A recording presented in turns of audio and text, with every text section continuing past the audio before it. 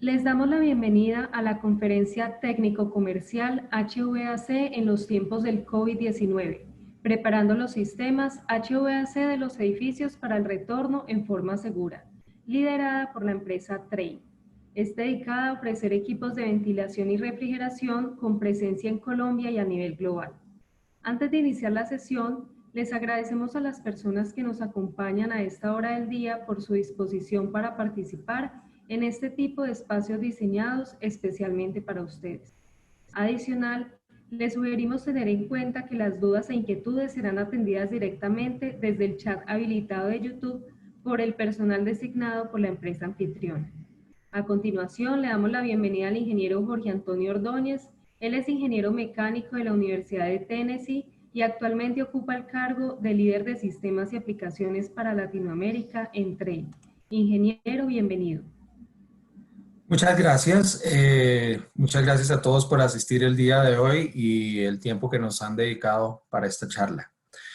Hoy vamos a hablar de los sistemas HVAC en esta pandemia, obviamente que es un tema que todos hemos empezado a manejar, pero que ahora que estamos hablando o pensando en volver a los edificios, muchos de nuestros clientes están preguntando qué hacer. Los inquilinos, los empleados, los clientes, todos los que van a volver a un centro comercial, a un restaurante o a una oficina, lo primero que se nos cruza en la mente es: ¿voy a un ambiente seguro o voy a un lugar donde me pueda contagiar?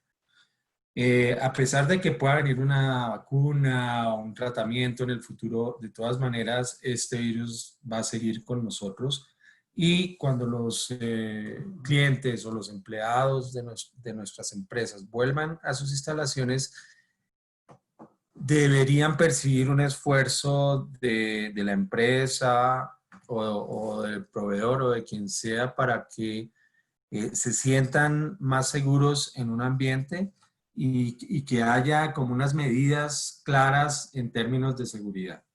Adicionalmente, a medida que los clientes o nuestros clientes hacen esas inversiones y nosotros mismos hacemos esas inversiones, deberíamos pensar en que los edificios deberían ser más sostenibles y más resilientes, o sea, deberían estar preparados no solamente para lo que tenemos hoy, sino para cualquier cosa que pueda venir en el futuro. Entonces, en ese sentido, las inversiones deberían ser más sostenibles y más apuntadas hacia el futuro. Entonces, vamos a hablar de eso. Vamos a hablar un poquito de los antecedentes del COVID. Esto se ha desarrollado bastante. O sea, al principio no sabíamos mucho del virus, todavía hay muchas cosas que no se saben, pero lo que estamos proyectando con estas soluciones es basado en los estudios que tenemos de otros virus. Todavía los laboratorios que hacen las pruebas de filtros, que hacen las pruebas de tecnologías, están cerrados como para saber qué efectos de filtración o qué efectos tienen las diferentes tecnologías en el SARS-CoV-2. Entonces, lo que estamos haciendo ahora es proyectando, digamos, lo que ya sabemos de nuestra tecnología y cómo afecta eso a los microorganismos y proyectando eso hacia el coronavirus. Bien, en términos de transmisión, pues sabemos muy bien cómo se transmite, ¿cierto? El contacto directo, a veces contacto indirecto en las superficies. Lo que es un poco menos conocido es la transmisión en ambientes cerrados a través del aire, o sea, aerosoles infecciosos. La Organización Mundial de la Salud, en principio, indicó que no había probabilidad o muy baja probabilidad de que el coronavirus se transmitiera por el aire. Sin embargo, a medida que pasaron los meses y hubo más evidencia, hubo una carta de 239 científicos de la Organización Mundial de la Salud indicándole que corrigiera su posición en cuanto a la transmisión del coronavirus por el aire, porque sí se transmite a través del aire. Entonces, la Organización Mundial de la Salud cambió su posición para indicar que también se transmite a través del aire, lo cual ya entra en nuestro campo de juego, en nuestra atención. Entonces, el coronavirus en general es un virus que es más grande, tiene un diámetro más grande que los virus normales, o sea, está entre 0.1 y 0.125 micrones, pero es más pequeño que el virus de la influenza, por ejemplo. Entonces, a pesar de que es un virus relativamente pesado, él sí puede mantenerse en el aire un cierto tiempo. Es un virus de unas características bien particulares en términos de su adherencia a las superficies, en términos de cómo se transmite, y en ese sentido todavía no sabemos bien cómo la filtración lo va a afectar, pero sabemos cómo afecta el virus de la influenza y cómo esta tecnología afecta el virus de la influencia y nos basamos un poquito en eso. Ahora, el COVID es más pegajoso porque tiene una capita de grasa y en teoría todo lo que es filtración debería funcionar un poco mejor de lo que funciona en otros virus. Entonces, pero eso solo lo vamos a saber a través del tiempo. En general, los estudios de Princeton, UCLA y también hubo otro de la Universidad de Kansas hace poco, donde mostraban que el virus puede estar en el aire hasta 3 horas después de aerolización. Es decir, una vez que alguien estornuda o tose o simplemente habla y está contagiado, esas partículas pueden estar en el aire hasta 3 horas. Otras cosas de la superficie que ya sabemos, que puede estar en el cartón hasta 4 horas, en plástico y acero inoxidable hasta 2 o 3 días, ¿cierto? Pero en lo que nos atañe a nosotros es las 3 horas después de la aerolización, es decir, él sí puede llegar a entrar a nuestro sistema de aire acondicionado porque él está en el aire un tiempo que en realidad es poco, porque 3 horas comparado con otros virus, hay virus tan pequeños y tan ligeros que pueden durar hasta 42 días en el aire. Entonces, en general, digamos que 3 horas es bastante poco. Un caso muy sonado en el principio de la pandemia que fue una propagación de un virus por el aire acondicionado en un restaurante en China. Entonces, ese caso como que lanzó al estrellato al aire acondicionado en términos del COVID, porque salió en todos los periódicos casi del mundo. Aquí salió también en los periódicos donde habla de las 10 personas infectadas de 3 familias diferentes propagadas por el aire acondicionado de una persona que venía infectada, ¿no? Asintomática. Si tú miras aquí, por ejemplo, esto salió en El Espectador. Si tú miras esta persona, la A1, que era la que venía infectada, eh, toda la teoría de los droplets, que el aislamiento de 2 metros, digamos que todo esto se cayó aquí porque él llegó a infectar a personas que estaban bastante lejos de él. Y se asume o se presume que fue el aire acondicionado el que propagó ese virus. Dado que las personas que se contagiaron estaban en estas 3 mesas, el restaurante era bastante más grande, el restaurante era bastante más grande y pues solo las 3 mesas de arriba fueron las contagiadas. Entonces, pues uno se explica el tema del aislamiento social con las personas que están alrededor, pero no las personas de C1, C2, donde se presume que fue el aire acondicionado que las contagió. Entonces, allí fue cuando se empezó a hablar de que el aire acondicionado propagaba el coronavirus y ha habido mucha documentación al respecto desde entonces. En general, otros estudios que se hicieron en hospitales en Wuhan durante el contagio, se midieron concentraciones del coronavirus en el aire en diferentes áreas y en general lo que ellos definieron es que había 4 áreas principales en un hospital donde se producían los contagios por el aire. Y la primera, pues es lógica, los UCIs, los baños de los pacientes, es algo que no es tan evidente, pero cuando una persona contagiada del coronavirus va al baño, deja una concentración alta en el aire del aerosol infeccioso. Entonces, los baños en general para nosotros son un área de preocupación. Las áreas con mayor densidad de personas, salas de esperas, pasillos, en otros casos, para nosotros obviamente que últimamente han sonado mucho los contagios en bares, donde la gente se aglomera. En general debemos tener cuidado con las áreas de mayor concentración de personas, salas de espera, call centers, áreas, restaurantes, bares, ese tipo de áreas donde la gente se puede aglomerar. Allí tenemos que ser un poquito más intencionales en las medidas que vamos a tomar. Y los vestuarios del personal médico. Obviamente el personal médico con sus protecciones, sus batas y todo que se ponen de protección, cuando les cae el droplet, o sea, el virus cuando se pega allí, y a través del tiempo que se va secando, el virus vuelve a llegar al aire cuando se quitan esas batas protectoras en los vestuarios. Entonces los vestuarios del personal médico se vieron con concentraciones más altas del coronavirus en el aire. Entonces digamos que en un hospital, al igual que en otros sitios, tenemos que tener más cuidado con las áreas de mayor densidad de personas y los baños, más en los hospitales, las UCIs y los vestuarios. Esto de los vestuarios también se traslada a los vestuarios, por ejemplo, de los empleados que hacen limpieza de las oficinas, por decir algo. Allí ellos que están haciendo la limpieza, los que hacen la desinfección, también pueden en algún momento verse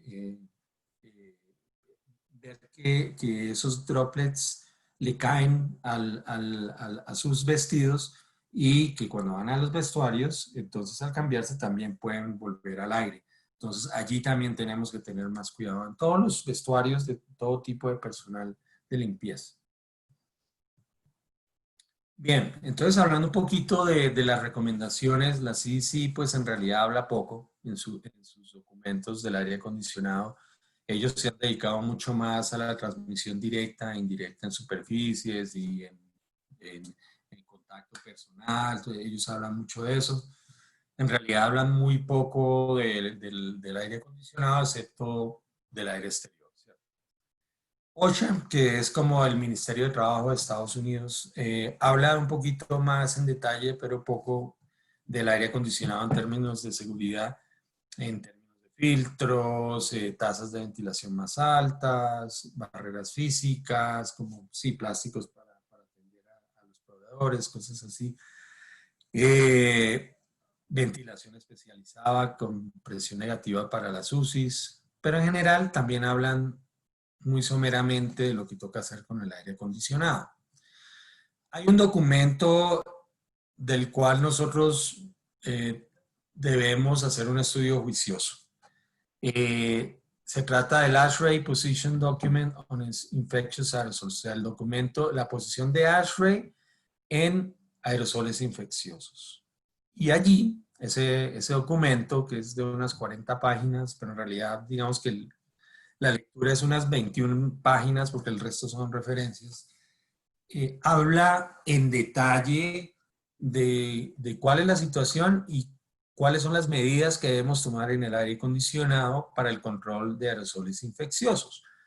Es un documento que se emitió en el 2014, pero que ahora con el coronavirus ellos lo revisaron y lo confirmaron en abril del 2020. Y le añadieron un par de frasecitas que para nosotros son importantes. Estas son las dos frases que ellos añadieron, ¿cierto? Y es, primero, que la transmisión del SARS-CoV-2 a través del aire es probable. Entonces, digamos que sí tenemos que mirar el aire acondicionado, pero el aire acondicionado es importante para reducir la propagación de los aerosoles infecciosos. Entonces, digamos que sí te puede ayudar o te puede perjudicar. En general, el aire acondicionado te ayuda, ¿cierto? Porque él, a pesar de que sea lo que sea, tiene alguna filtración y tiene una condensación en el serpentín. Las dos cosas nos van a ayudar a reducir la propagación del virus. Sin embargo, también nos puede ayudar a propagarlo, dependiendo de si nosotros lo ponemos a trabajar para nosotros o en nuestra contra. La segunda frase es en general muy importante, porque ahí habla de que el estrés térmico que produce la falta de aire acondicionado, ya sea por temperatura alta o temperatura baja, hace que las barreras de nuestro cuerpo bajen y que nosotros empecemos a emitir mucho más el virus. Si estoy sudando y estoy contagiado, empiezo a transmitir mucho más el virus. Entonces, la frase importante aquí es: apagar el aire acondicionado no es una opción. O sea, puede que en Bogotá yo me desenvuelva muy bien abriendo las ventanas. Sin embargo, si yo estoy en Cartagena o en Medellín o en Cali, el estrés térmico de apagar el aire acondicionado va a hacer que el virus se propague más. Entonces, hubo o han habido indicaciones del gobierno, tal vez no muy estudiadas, donde ellos indican que se debe apagar el aire acondicionado, y eso en realidad no es una muy buena opción. Eso es la peor opción. O sea, debes poner el aire acondicionado a trabajar para ti, a trabajar en tu favor. ¿Okay? Y eso es lo que dice ASHRAE, digamos, en principio, en los primeros dos párrafos de este documento, hablan es de estas dos cosas. Es como la parte más importante del documento para mí. Bien, ellos establecen una rúbrica, es decir, un sistema de calificación donde dicen, bueno, de estas medidas que les vamos a recomendar, hay unas A que son muy recomendables, tienen muy buena evidencia, B que está bien, lo recomendamos, pero está ok, o sea, no es lo más, ¿sí? Pero funciona muy bien, y así. Entonces, vamos a hablar de ahora en adelante, digamos que ya hablamos un poquito del contexto. Vamos a hablar de ahora en adelante de las medidas. ¿Qué es lo que debemos hacer para reducir la propagación del coronavirus y en general de microorganismos en nuestros edificios? Entonces, vamos a hablar primero. Lo que todos hemos oído por todos los medios: dilución por ventilación. Es decir, yo necesito traer mucho más aire exterior. Lógico que si yo traigo más aire exterior, voy a diluir y voy a reducir los aerosoles infecciosos. Esto no es nuevo, ¿no? O sea, nosotros veníamos desde los 80 hablando de edificios enfermos, del síndrome del edificio enfermo, de que necesitábamos más aire exterior, esta propagación de microorganismos en esa época era más moho, bacterias, cosas de esas que crecían en los edificios, se debían a una falta de tratamiento adecuado del aire exterior o falta de aire exterior como tal. Entonces, eso ya lo veníamos hablando y esto no es nada nuevo. O sea, necesitamos más ventilación. Ahora, ¿cuánta? Es difícil determinarlo. En los edificios existentes, lo que estamos recomendando es que llevemos por ahora, en la época de pandemia, los sistemas de aire exterior a traer la mayor cantidad de aire exterior posible que aguante el sistema de aire acondicionado en términos de su enfriamiento y su deshumectación. Es decir, yo tengo un sistema de aire acondicionado que trata una cierta cantidad de aire exterior y yo lo voy a graduar para manejar la mayor cantidad de aire exterior que yo pueda meter al edificio sin perder las condiciones de humedad y temperatura del edificio. Entonces, esa es como la primera recomendación. Eso nos va a llevar a que consumamos más energía, porque el aire exterior en ciertos lugares viene muy caliente y muy húmedo, y vamos a tener que tomar otras medidas para evitar que se nos suba el consumo energético de los edificios por causa de traer más aire exterior. Entonces, en un edificio nuevo, yo podría también, al diseñar el edificio para tener más aire exterior, también hacer más recuperación de calor de la extracción, porque mientras más aire exterior traiga, más extracción voy a tener, y en esa extracción yo voy a recuperar mucho de ese calor o de esa energía que yo inyecté en el aire exterior para acondicionarlo. Entonces, sí tenemos que pensar un poquito más todo el tema de aire exterior y todo el tema de recuperación de calor. Bien. Control de temperatura y humedad, hablamos un poco de eso ya. En general no queremos que la humedad relativa se nos baje de 40% porque afecta a nuestro sistema inmune, las membranas y las mucosas que nosotros tenemos para que nos protejan con una humedad relativa muy baja, empiezan a secarse y afectarse y nuestro sistema inmune se reduce. Entonces no queremos nunca que la humedad relativa baje por debajo del 40% en los edificios. En general en casi todo el país no vamos a tener problema con eso, excepto en Bogotá, donde muchas veces en el verano la humedad relativa amanece por debajo del 40% bastante. Entonces tenemos que ya ser más conscientes que esa humedad relativa tan baja nos queda problemas en el sistema inmune. Muchos virus y bacterias también son más virulentas en humedades relativas bajas. Y también los droplets los droplets de las personas infectadas se evaporan mucho más rápido y llegan al aire mucho más rápido cuando la humedad relativa es más baja. Igualmente, cuando la humedad relativa es alta, nos hace sudar más y ahí vamos a estar contagiando mucho más o emitiendo muchos más líquidos que tienen la probabilidad de contagiar a otras personas. Entonces, ninguna de las dos es buena. Tenemos que controlar muy bien la temperatura y la humedad, que ya lo veníamos haciendo con sistemas de aire acondicionado, pero tenemos que ser muy conscientes de la humedad relativa y qué rango quiero yo que la humedad relativa esté. O sea, en general un sistema de aire acondicionado te va a mantener un buen rango de humedad relativa, excepto en los casos, como dije, en Bogotá o en algunos lugares más secos. La extracción tiene que estar coordinada con la ventilación. Entonces yo ya tengo que pensar no solamente que voy a traer aire exterior, no solamente que voy a hacer una extracción porque no puedo sobrepresurizar el edificio, sino que también tengo que pensar el camino, la ruta del aire exterior por el edificio y por dónde lo voy a extraer. Es decir, yo quiero tener un flujo que me ayude a diluir los microorganismos del aire en mi zona, de tal forma que fluya el aire exterior por los lugares, por casi todo el edificio y lo extraiga en los lugares donde yo puedo tener un mayor flujo o una mayor incidencia de ese aire exterior sobre la zona.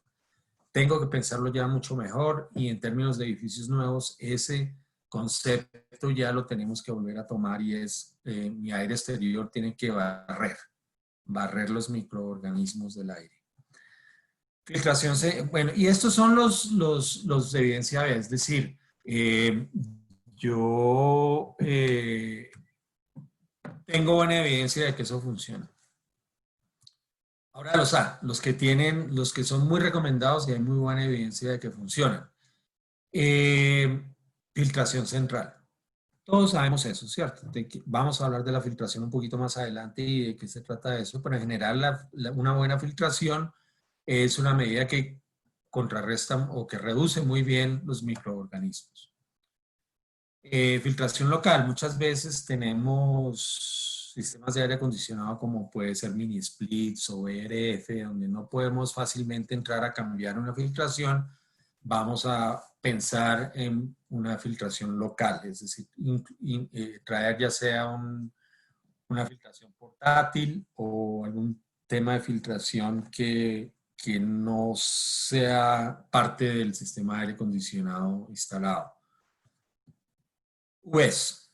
Las UVs, las lámparas UVs y en general las UVs de la frecuencia C, o sea, 254 nanómetros de frecuencia, es una tecnología que funciona muy bien para reducir la concentración de microorganismos en el aire. Ahora, es una tecnología antigua, o sea, la primera vez que se usó lámparas UV para desinfección fue en los años 40, o sea, lleva con nosotros mucho tiempo. Ha avanzado mucho, pero digamos que es una tecnología muy probada. Ahora, también tiene sus desventajas. Vamos a hablar un poco de eso. Regímenes de flujo en la habitación. Obviamente, si yo tengo en cada habitación un aire exterior que me entra, unos cambios por hora conocidos y una extracción, eso crea un ciclo virtuoso de cambio de aire que va a funcionar muy bien para reducir la propagación de cualquier microorganismo. En los edificios, presiones diferenciales de áreas es algo que debemos pensar de nuevo. Ya no es solamente para laboratorios, para hospitales, o sea, yo tengo que mirar cómo estoy haciendo la cascada de presión en un edificio normal, un edificio de oficinas, un centro comercial. ¿Cómo estoy manteniendo presión positiva o negativa en qué áreas? ¿Cierto? Entonces, ¿y cómo lo estoy haciendo? Entonces, tenemos que mirar eso.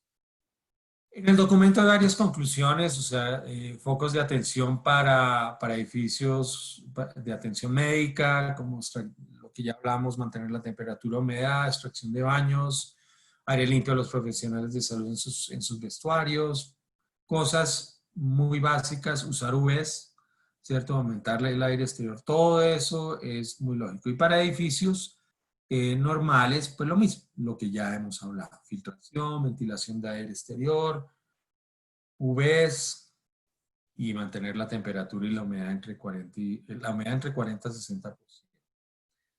Algo que ellos recomiendan que por ahora por la pandemia deberíamos pensar es el tema de automatización y el tema de recuperación de energía.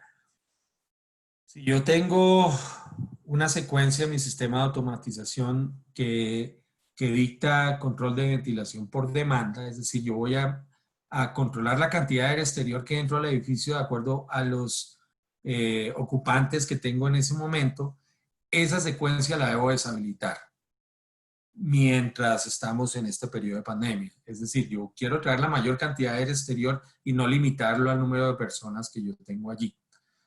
Y por ahora, si tienes algún sistema de recuperación de energía de rueda entálpica, hay que desviarlo, porque ese tipo de recuperación de energía tiene una cross-contaminación que nos puede afectar y nos puede ayudar a propagar el virus que pretendemos extraer a través de la extracción y vuelve y lo mete al edificio. Entonces, debemos buscar por ahora desviar esos aparatos de recuperación de calor eh, y pensar en recuperación de calor que no cross contamine, es decir, intercambiadores de placas aire-aire, heat pipes, run-around loops de agua, lo que hacíamos antes de que llegaran las ruedas. Entonces, para la mayoría de edificios, si vamos a tener una rueda entálpica, tenemos que buscar que la presión del aire exterior sea mayor que del aire de extracción y tener una purga en la rueda entálpica. Entonces, tenemos que empezar a pensar en esas cosas. En general, lo que recomienda el documento y lo que en realidad recomendamos nosotros es siempre pensemos en los 4 pilares. Hay 4 pilares de calidad del interior que ya veníamos manejando. Entonces, el primer pilar, diluir, aumentar la cantidad de aire exterior que hemos venido hablando. Con la dilución viene la extracción, es decir, yo necesito extraer el aire exterior que estoy trayendo, que estoy entrando para poder diluir, es lógico. No nos quedemos solo en traer aire exterior y dejar que salga por donde pueda. Eso no funciona tan bien en términos de control de microorganismos. Contener quiere decir controlar la humedad relativa y la temperatura. Es decir, yo no quiero apagar el aire acondicionado, todo lo contrario, quiero que funcione muy bien. Y la última, que es a veces en la que se enfoca la mayoría de gente, es añadir tecnología, ya sea filtración o sistemas de limpieza o sistemas de desinfección. Y es lo que te van a ofrecer de primero, ¿cierto? En los edificios, pero no te olvides de las primeras 3. Hay que diluir más aire exterior, extracción, contener humedad y temperatura Y por último, no menos importante, introducir tecnologías de limpieza y desinfección. Bien, cuando hagamos la dilución con aire exterior y extracción, debemos buscar de que sean ciclos positivos, es decir, que yo estoy trayendo el aire exterior por un lado y que él me haga un barrido en la zona dependiendo de la zona que sea y que yo haga la extracción por los lugares donde pueda tener un barrido completo de aire exterior. Entonces, gráficamente, pues lo vemos ahí. Si voy a usar una unidad dedicada a aire exterior que es altamente recomendado de ahora en adelante que busquemos, que hablemos de unidades dedicadas de aire exterior, porque yo puedo con esa unidad hacer un barrido intencional de mi zona con aire exterior y al mismo tiempo ahí puedo hacer la extracción también y ahí puedo hacer la recuperación de calor. Entonces, hay que pensar un poco más en el aire exterior y cómo lo vamos a traer al edificio. El control de humedad y temperatura y el control de la humedad relativa, tenemos este gráfico que viene del Departamento de Salud de Canadá, donde ellos nos indican a diferentes humedades relativas, si es muy baja o muy alta, cómo afecta la propagación de bacterias, viruses, infecciones respiratorias, alergias, asma, que también todo eso tiene que ver con la propagación del coronavirus también. Es decir, si yo tengo una humedad muy baja, el virus se reproduce mucho, al igual que una humedad muy alta. Entonces, existe un rango ideal de humedad relativa que yo quiero tener y está entre el 40 y el 60% de humedad relativa para todo tipo de microorganismos. Filtración. Entonces, ¿qué es lo que recomienda ASHRAE? ¿Qué es lo que recomienda LEED? Es que nos vayamos mínimo a un MERV 13. Obviamente que en la mayoría de edificios comerciales no es lógico ni es posible irse a un HEPA, pero sí debemos irnos mínimo a un MERV 13. ¿Por qué? En principio he oído mucho que la gente dice, no, pero es que el MERV 13 no captura el diámetro de los virus que pasan por ahí. Y aunque sí es cierto que el MERV 13 captura hasta cierto diámetro de partícula, en teoría por la densidad del filtro, eh, cualquier tipo de filtro te captura tiene alguna eficiencia para la captura de virus. ¿Por qué? Porque los virus no siempre van por los agujeros. Algunos se ven atrapados o se ven atrapados en las fibras y allí, en esas fibras que están secas, porque el aire las seca durante todo ese tiempo, ellos quedan atrapados y ese líquido nucleico que ellos traen en el centro es absorbido por esa fibra y deshabilita el virus.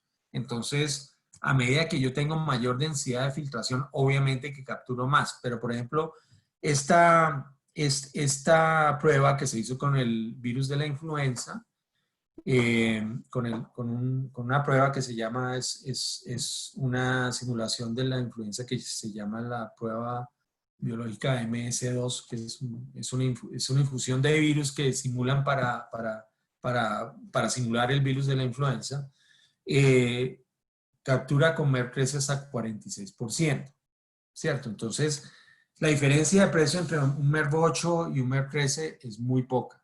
La diferencia de caída de presión entre un MERV-8 y un MERV-13 es muy poca. El 95% de las manejadoras donde tú cambias de MERV-8 a MERV-13 van a poder absorber la pequeña caída de presión mayor con el ventilador que ya tienen sin necesidad de ajustarlo, o es posible que lo tengas que subir un poquito en revoluciones. Pero en general nosotros recomendamos, y al igual que ASHRAE y al igual que LEED venía recomendando, MERV 13 para todo tipo de edificios de ahora en adelante y reemplazar los filtros MERV 8 que puedas tener por MERV 13 en los edificios existentes. No es lógico irse a un HEPA o un ULPA a menos de que sean edificios que ya lo requieren, como puede ser farmacéuticas o hospitales en ciertas áreas. Simplemente recomendamos irnos a MERV 13 y ya como vas a tener varios cambios por hora en cada zona, cada vez que pasas por el filtro vas capturando un porcentaje sustancial con el CMR13 de los virus ahí. Obviamente que eso hace que nuestro servicio en términos de lo que tenemos que hacer esos cambios de filtros y ese servicio a la manejadora se vuelve más complejo porque tienes que cumplir con temas de bioseguridad, pero allí hay una buena oportunidad de que el aire acondicionado trabaje para nosotros. Bien. Hablemos de las tecnologías que hay. Entonces, vamos a hablar de filtros electrostáticos, lámparas, PCO, PHI y combinación de tecnologías. Entonces, el primero es el filtro electrostático. Él ya existía también desde hacía bastantes años. Él simplemente ioniza todas las partículas que pasan por el filtro y hay un colector que posteriormente la recoge. Entonces, allí pasa todo, ¿cierto? Desde partículas, microorganismos, los viruses, y se ven energizados con una cierta energía. A veces los viruses, muchas veces con la sola energización o ionización, pierden su capa de ADN y allí se ve afectado y queda deshabilitado. Así no sea colectado posteriormente, pero en general debería ser atrapado en el colector. Entonces, el filtro electrostático ya venía siendo una opción muy buena para limpieza de aire y hoy en día, pues aunque es una tecnología antigua, él funciona muy bien en términos de un porcentaje sustancial de reducción de microorganismos en el aire. Nosotros veníamos también manejando ese mismo filtro electrostático para unidades pequeñas que le llamamos Sprinkling Effects. Es simplemente un filtro electrostático normal. Filtros UV. Vamos a hablar un poquito más de esto, porque digamos que hay muchas misconcepciones de filtros UV. En general, la luz UV que se usa para desinfección o para limpieza de serpentines es de energía UVC, que es de una frecuencia específica y que ataca a los microorganismos, no los mata, sino que los desinhibes, les afecta la estructura de su ADN al verse afectado con una cierta densidad de luz UV y allí ellos pierden la capacidad de reproducirse, de infectar. Entonces, el UV funciona muy bien, pero el UV hay que saberlo dimensionar. O sea, una cosa es el UV que tenemos o que veníamos usando para la limpieza del serpentín, que es UV de muy baja densidad y que está diseñado para que no pueda crecer microorganismos de todo tipo en el serpentín y mantenerlo limpio. Es una UV que es de muy baja densidad. Otra cosa es el UV para desinfección del aire. El UV para desinfección del aire, por ejemplo, para el coronavirus, debe tener una densidad entre 1000 y 3000 microvatios por centímetro cuadrado y tengo y tengo que tener una cierta velocidad o conocer la velocidad, el tiempo de exposición y conocer el tipo de superficie donde va a estar. Entonces, por ejemplo, si yo quiero deshabilitar el coronavirus en una manejadora que tiene 500 pies por minuto, debo por lo menos exponerlo durante 0.5 segundos y eso implica que tengo que tener un trayecto de más o menos 1.27 metros. Eso normalmente no lo tenemos en una manejadora normal, ese espacio para tener disponibilidad de afectar el virus durante ese trayecto. Entonces, normalmente, si yo voy a un edificio existente, voy a tener que pensar o en ponerlo en el ducto, donde hay una velocidad mayor y tengo que tener más densidad, o en ponerlo entre espacios, ya sea entre el ventilador y el serpentín, que pueda haber en algunos casos 30, 40, 50 centímetros disponibles, pero allí tengo que dimensionarlo con mucha más densidad y mucha más potencia. Entonces, yo tengo que saber qué espacio tengo disponible, qué velocidad del aire va allí, el nivel de limpieza del aire, el nivel de reflectividad de las superficies que van alrededor y la temperatura de ese aire que también me afecta la emisión de rayos UV en las lámparas. Entonces, siempre que vas a hablar de dimensionamiento de UV en el contexto de una velocidad de un flujo de aire, tienes que tener en cuenta esas cosas. No es simplemente poner una UV y ya. Eso nos puede causar más un problema que una solución, porque estamos pensando que tenemos ya la desinfección. Obviamente que si yo tengo un sistema de desinfección de aire, ya como una luz UV o PCO PHI, yo puedo pensar en no tener que entrar tanto de aire exterior porque ya tengo un mecanismo de desinfección que puede reducir un poco la ilusión. Pero, o sea, que puedo reducir un poco la toma de aire exterior. Entonces, podríamos pensar de pronto en volver a una ventilación de ASHRAE 62.1 si yo tengo una tecnología activa de limpieza, de sanitización, como puede ser una UV o puede ser una PSO o PHI que vamos a hablar. Entonces, tenemos que tener, digamos, todo eso en cuenta para poder de pronto no tener tanta incidencia en el consumo de energía. Obviamente que hay UVs de todo tipo, hay UVs que puedes poner hasta en mini splits, esas hacen algo de desinfección de aire, pero muy poca.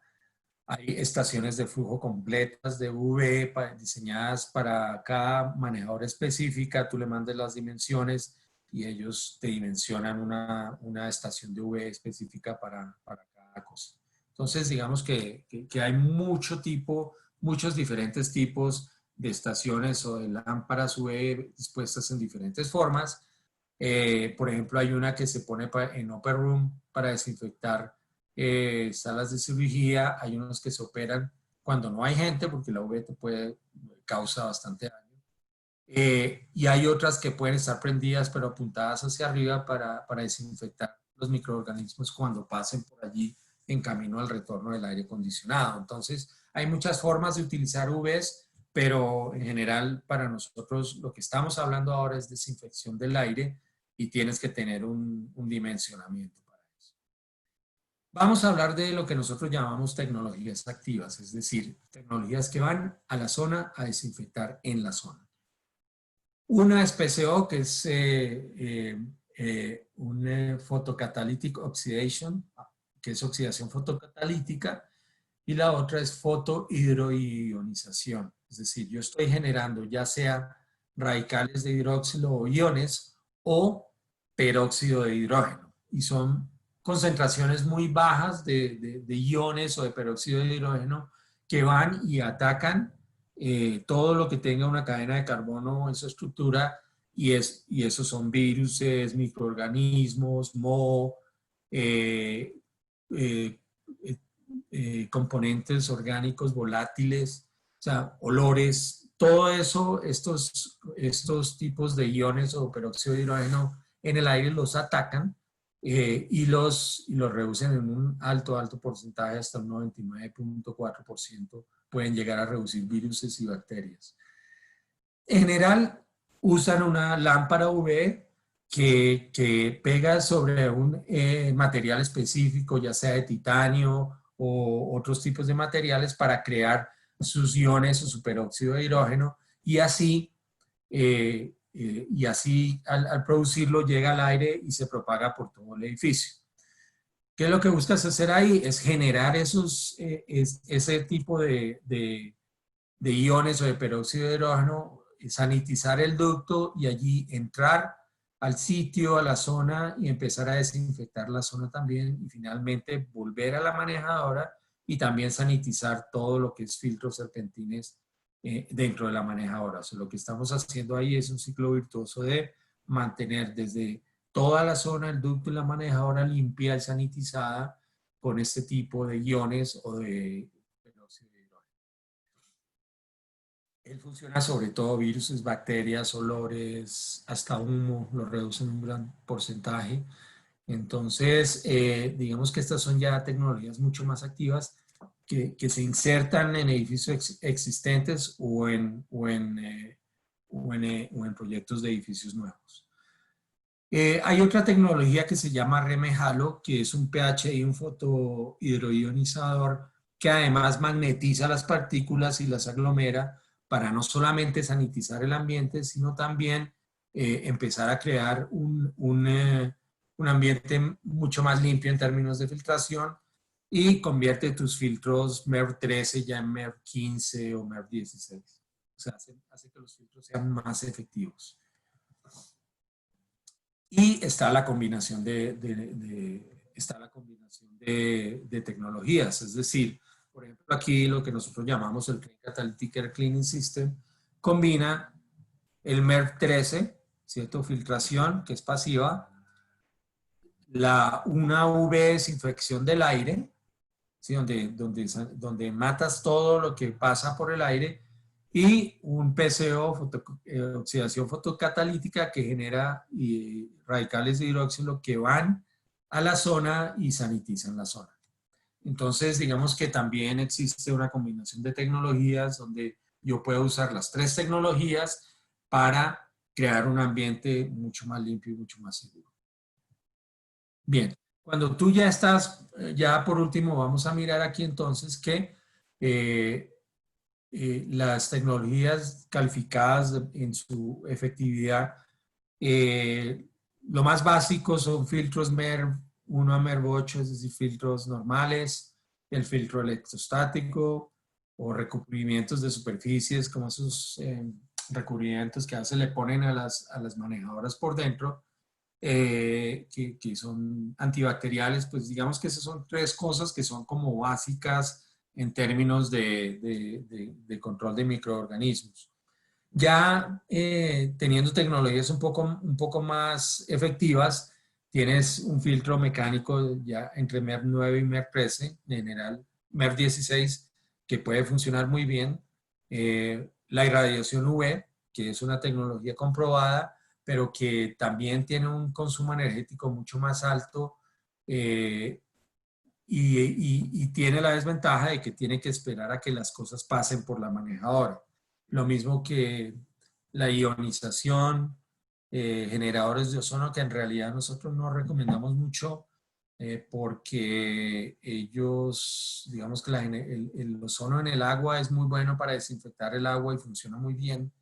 El ozono en el aire es peligroso para la salud por encima de cierto límite permisible, y a veces esos generadores de ozono no son fáciles de controlar en términos de esos niveles y presentan un riesgo que a nosotros no nos gusta. Entonces, digamos que la ionización también genera posibilidad de ozono, de un alto nivel de ozono, lo que se llama ionización bipolar, y hay que tener cuidado cuando tú la aplicas. La hidrofotólisis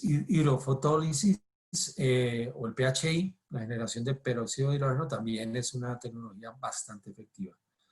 Lo más efectivo, pues obviamente es un HEPA. Un HEPA, pues no deja pasar casi que muy pocos viruses, pero obviamente un filtro HEPA es caro al principio de instalar y es caro de operar. Entonces, en realidad los HEPA solo se dan en ciertos ambientes y nosotros no lo recomendamos sino en ciertas cosas. El PCO, la oxidación fotocatalítica, es bastante efectiva, y también lo que es el PHI magnetizado o ionizado, o sea, el halorreme o oxidación avanzada, donde yo produzco peróxido de hidrógeno y al mismo tiempo magnetizo las partículas de tal manera que incremento mucho más la eficiencia de filtrado de los filtros que ya tengo. Entonces, básicamente, esa es la calificación de las tecnologías. Obviamente, no necesariamente los precios suben. Por ejemplo, la tecnología PHI es bastante asequible y bastante económica, al igual que la REME. Entonces, digamos que esas dos tecnologías, los PCOs, también han llegado a un punto de precio bastante asequible. Las UV continúan siendo más caras por su instalación, que es un poco más complicada, y por la densidad de UV que yo tengo que tener para poder sanitizar el aire. Entonces, digamos que la UV, en ciertos casos, cuando las cosas vienen instaladas de fábrica, resulta mucho más fácil y conveniente usarlas. Instalada en el campo es un poco más difícil. Bien. Eso era lo que les quería contar el día de hoy. Muchas gracias por su tiempo, muchas gracias por su atención y cualquier pregunta aquí en el chat la vamos a responder. Muchas gracias. Ingeniero Jorge, le damos las gracias por acompañarnos en el desarrollo de toda la actividad, al igual que a todo el equipo de Train. Como lo dijo el ingeniero, ahí van a poder comentar todas sus dudas e inquietudes para que ellos las estén respondiendo.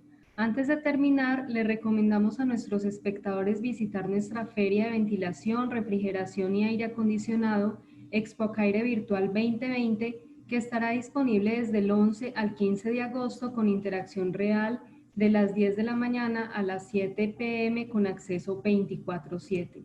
Muchísimas gracias a todos.